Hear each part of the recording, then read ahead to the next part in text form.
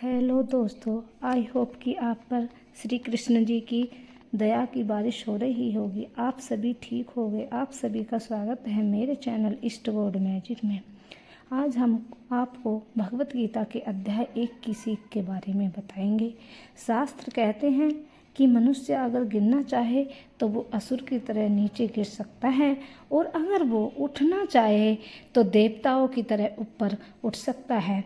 मनुष्य ही सृष्टि में एकमात्र प्राणी है जो परमात्मा तक की दूरी तय कर सकता है, वरना तो कोई भी ऐसा नहीं कर सकता। इस संसार में भगवत गीता के पवित्र ज्ञान से न जाने कितने लोगों ने सिद्धि को प्राप्त कर लिया है, कितने ही महापुरुषों ने अपने जीवन बदल लिया है। अगर आप यह सोचते हैं कि भगवत गीता से सिर्फ पूजा करने की या पाठ करने की बारे में लिखा है, आप यह बिल्कुल गलत हैं। क्योंकि भगवत गीता में लिखा है कि भगवान की पूजा कैसे की जाती है।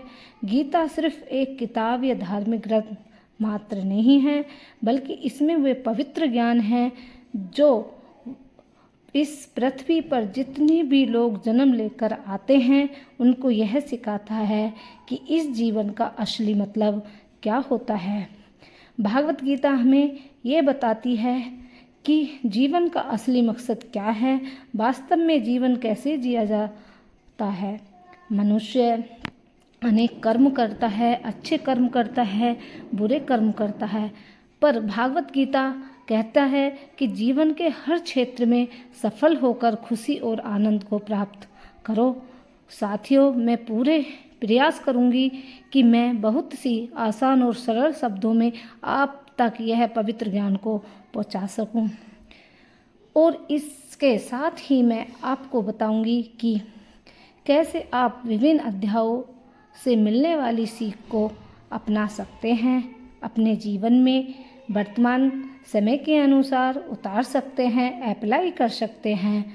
छोटे हो या बड़े हो, बुजुर्ग हो, कोई भी गीता के ज्ञान को अपनाकर एक सुखी और मन से हारे हुए धनुष नीचे गिरा देने वाले अर्जुन को भी महाभारत के महान युद्ध का सर्वश्रेष्ठ योद्धा और विजेता बना दिया।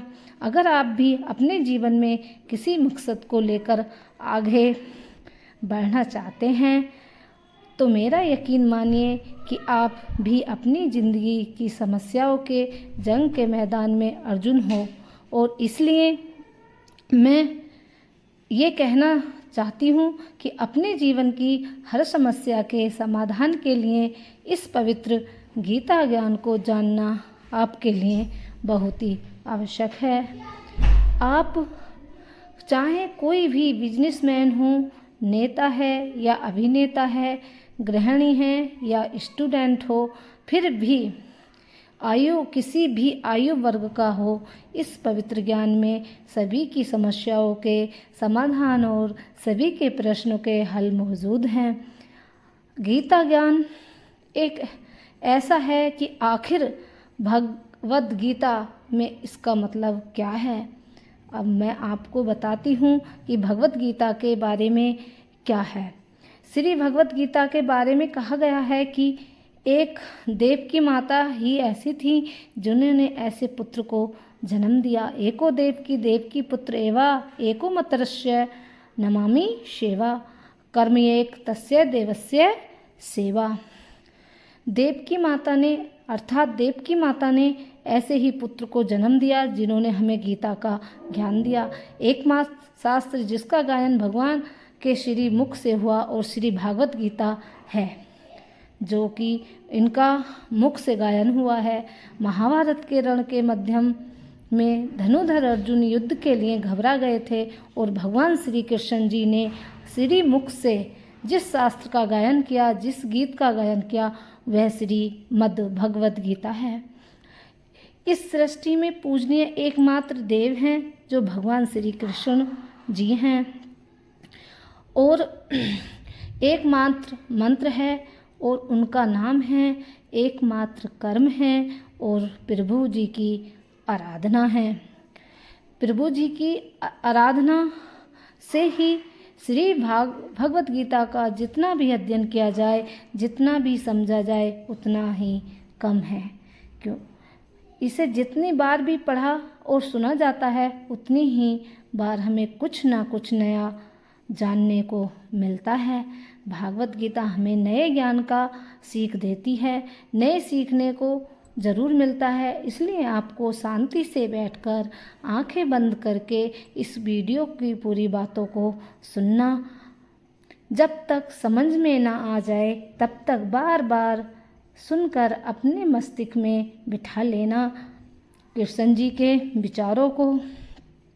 आज हम श्री मद्भगवत गीता के प्रथम अध्याय का अध्ययन करेंगे, जिससे आपको यह सीखने को मिलेगा कि श्री कृष्ण जी ने अर्जुन से क्या कहा था और उन्होंने क्या चीज़ उन्हें बताने की कोशिश की थी।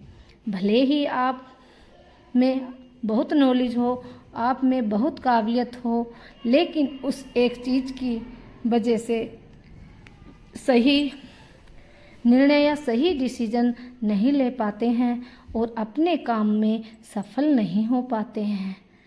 तो आइए शुरू करते हैं श्री भगवत गीता का प्रथम अध्याय। अर्जुन अध्याय 1 में अर्जुन विषाद योग है, जो कि कुरुक्षेत्र के युद्ध स्थल में सेना का निरीक्षण है। उसमें सेना का निरीक्षण किया जाता है। साथियों, किसी भी ज्ञान की शुरुआत अज्ञानता से होती है, अज्ञानता से उत्सुक होती है। उसी तरह श्री भगवत गीता की शुरुआत धृतराष्ट्र के एक प्रश्न से होती है। धृतराष्ट्र जो कि अज्ञानता का प्रतीक है, अज्ञान रूपी धृतराष्ट्र, जिसे सत्य मालूम है, जिसे मालूम है कि मेरे पुत्र इस संसार का एक कपटी पुत्र है, इस संसार का एकमात्र सत्य परमात्मा है, लेकिन वो अपने पुत्र के मोह में अंधा होकर जीवन जीता रहता है। सबको मालूम है कि धृतराष्ट्र जन्म से ही अंधे थे। उन्होंने महाभारत के युद्ध को देखा, लेकिन कैसे देखा? उन्होंने संजय की दृष्टि से देखा। श्री भगवत गीता के प्रथम अध्याय के प्रथम श्लोक में धृतराष्ट्र कहते हैं कि हे कुरुक्षेत्र में युद्ध की इच्छा से एकमात्र हुए मेरे और पांडवों के पुत्रों में क्या किया। जैसे मैंने बताया कि धृतराष्ट्र अज्ञानता का प्रतीक है और संजय प्रतीक है संयम के, धैर्य के, जो कि धृतराष्ट्र से धैर्य से बात करते हैं। जो अज्ञान है वह मेरे मन के अंदर है, अज्ञान से जो मन ढक चुका है वह धृतराष्ट्र है, लेकिन वह संयम रूपी संजय उन्हें सही तर्क वितर्क से समझाते हैं। उनके माध्यम से देखते हुए वे सुनाते हैं, समझाते हैं और जानने की कोशिश कराते हैं कि सही रास्ता आखिर क्या है, सही रास्ते पर कैसे चलना चाहिए। ये वे हैं जिसका जब तक पुत्र जीवित रहेगा, यानी कि मोह रूपी, जिसका पुत्र जब तक जीवित रहेगा अर्थात मोह रूपी दुर्योधन जीवित रहेगा, इसकी दृष्टि हमेशा विकारों पर रहेगी, हमेशा कौरवों पर रहेगी। श्रीमद् भगवत गीता के प्रथम अध्याय के प्रश्न भाग में महाभारत के करैक्टर की बात हो रही है। यहाँ श्री भगवत गीता पर किरदारों की बात हो रही है। कौन सा महारथी है जो जाकर शंख बजा रहा है, कौन सा महारथी है जो कि अपनी सेना के बारे में बता रहा है। चारों तरफ युद्ध शुरू करने के लिए शंखनाद हो रहे हैं, युद्ध की तैयारियां चल रही हैं। कौरवों में दुर्योधन बहुत खुश हो रहा था, क्योंकि उसके पास बहुत ही बड़ी सेना थी। भीष्म पितामह थे, वो इसलिए बहुत खुश था। गुरु द्रोणाचार्य, गुरु कृपाचार्य और कर्ण जैसे बड़े बड़े योद्धा सब दुर्योधन के ही पास थे, उसकी तरफ से ही युद्ध कर रहे थे। पांडवों की सेना में अनुराग रूपी अर्जुन, भाव रूपी भीम, धर्म रूपी युधिष्ठिर सहित 5 पांडव, भगवान श्री कृष्ण और अभिमन्यु आदि थे। धर्म रूपी युधिष्ठिर थे। यह युद्ध पूरी तरह से पारिवारिक युद्ध ही था। पांडवों और कौरवों के लिए गुरु द्रोणाचार्य और कृपाचार्य दोनों ही एक थे। भीष्म भी एक ही थे। साथ ही पांडव और कौरव आपस में अलग अलग थे। पांडव और कौरव खुद भी आपस में चचेरे भाई थे, लेकिन हर कोई जीतने के इरादे से रणभूमि में आया हुआ था। सब जीतने के इरादे से रणभूमि में आया हुआ था। इस अध्याय में 15वें श्लोक में संजय धृतराष्ट्र से बताते हैं कि अर्थात ऋषिकेश ने अपना 5 जन्य शंख बजाया। देवदत्त शंख और अति मानवीय कार्य करने वाले भीम ने पौंड्रक नामक भयंकर शंख बजाया।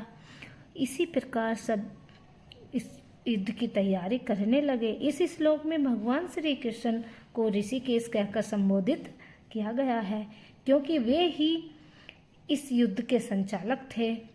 उन्होंने ही युद्ध के श्री कृष्ण जी को इस युद्ध में ऋषिकेश संबोधित किया गया, क्योंकि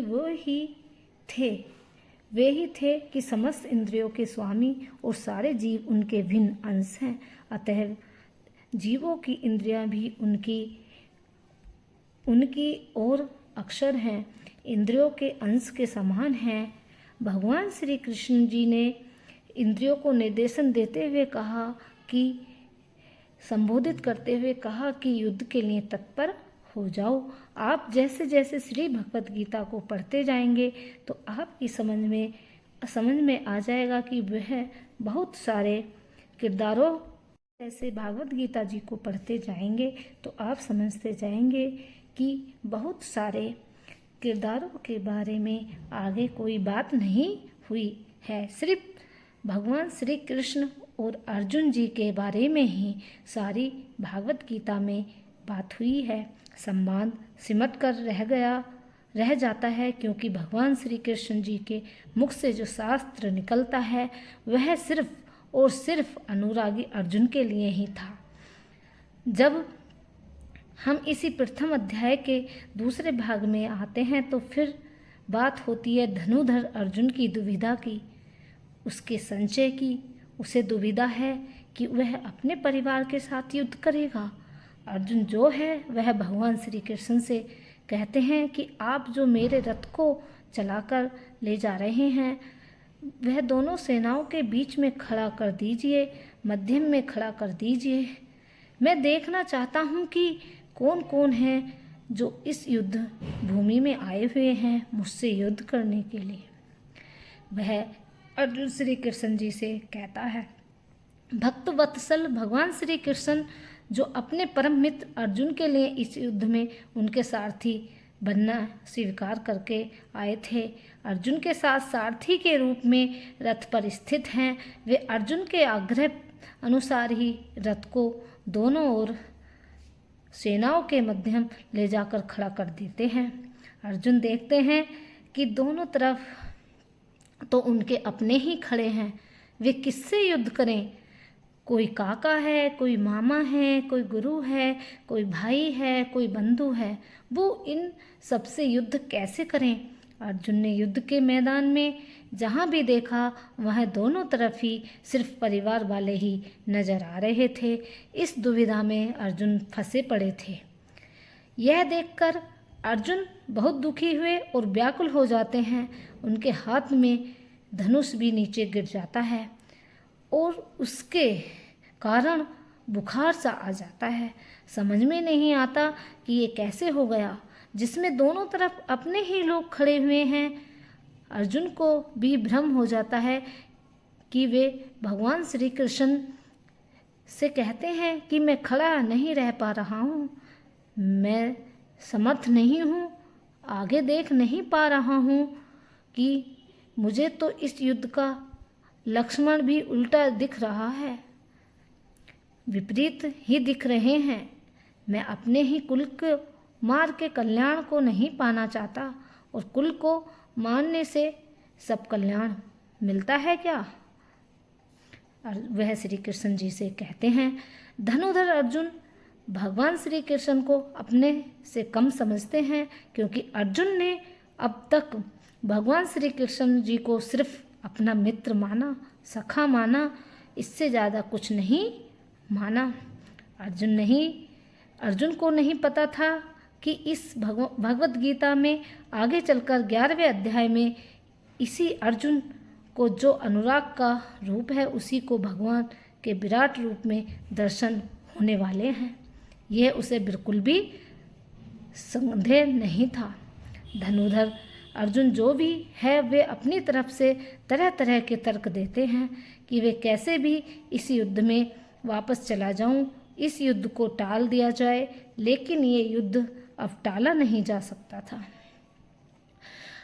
अर्जुन ने अपने तरफ से हर वह तर्क दिया कि ये सब मेरे अपने हैं, मेरे परिवार के हैं, मैं इनसे युद्ध नहीं कर सकता।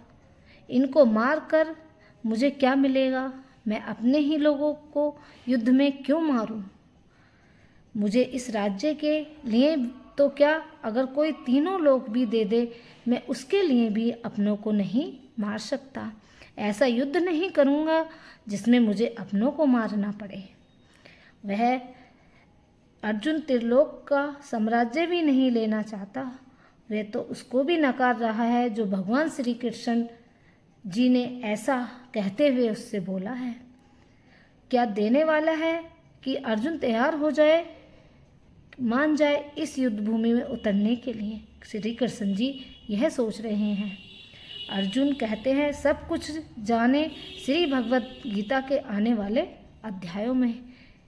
प्रथम अध्याय के अंत में अर्जुन जो हैं वे हताश हैं, निराश होकर रथ में पीछे जाकर बैठ जाते हैं। प्रथम अध्याय के अंत में अर्जुन को पूरी सेना के निरीक्षण में अपनी फैमिली दिखाई देती है, परिवार दिखाई देता है जिनको मारना है, जिन्हें वे मारने के लिए तैयार नहीं है। जहाँ तक संबंध होते हैं वहीं तक अपनी दुनिया मानते हैं। अर्जुन को मालूम नहीं था कि जो उनके अपने हैं, मित्र श्री कृष्ण हैं, वे स्वयं भगवान हैं। और अर्जुन को जब यह मालूम चलने लगता है कि तो वे गिड़गिड़ाने लगते हैं, क्षमा मांगने लगते हैं। अर्जुन बहुत सारे संशय का डाउट के बीच में उलझ जाता है। वह युद्ध नहीं करना चाहते थे, लेकिन भगवान श्री कृष्ण ने उन्हें हर समस्या का, हर शंका का समाधान किया और उन्हें युद्ध के लिए तैयार किया। और दोस्तों, गीता के इस फर्स्ट चैप्टर में हमें यह सीखने को मिलता है कि वास्तविक हमारी सोच से अलग होती है। वास्तविकता जो होती है वह हमारी सोच से अलग होती है। हमें नहीं पता होता कि जब हम कोई काम करने का इरादा लेकर जा रहे होते हैं तो वह वहाँ पर क्या हो सकता है। जब हम किसी बुरी चीज़ का सामना करते हैं तो हमें संयम खो बैठते हैं और घबरा जाते हैं कि कैसा होगा। घबरा जाने के बाद हम हमारा ही असली रूप भूल जाते हैं। इसी तरह हमारे शरीर, हमारे मन में भी अच्छाइयाँ और बुराइयों का युद्ध चलता है कि हमें ये करना है कि नहीं, जिसके कारण हमारे मन में भी अर्जुन की तरह उथल पुथल हो जाती है अपने और परायों के बीच। इस संचय से उबरने के लिए श्रीमद् भागवत गीता में बताया गया है कि जो अपने होते हैं वो युद्ध नहीं करते। भागवत गीता के ज्ञान के माध्यम से भगवान श्री कृष्ण जी की शरण में जाने का मौका मिला और यह मौका मिला कि उन्हें प्रभु जी के दर्शन हो गए। पुण्यों के साथ में आगे बढ़ने लगते हैं और अपने ही क्षेत्र को, शरीर और अपने मन को उस धर्म क्षेत्र बना लेते हैं। लेकिन अगर आपके विकारों के साथ, आपकी बुराइयों के साथ ऐसा चलता है तो काम क्रोध साथ चलते हैं तो अपने ही शरीर, अपने ही मन को कुरुक्षेत्र बना लेते हैं। दोस्तों, भले ही अर्जुन युद्ध कला में माहिर थे, मास्टर थे, भले ही वे युद्ध करने के लिए मैदान में थे, पर वो श्री कृष्ण जी के बिना इस युद्ध में कुछ भी नहीं थे।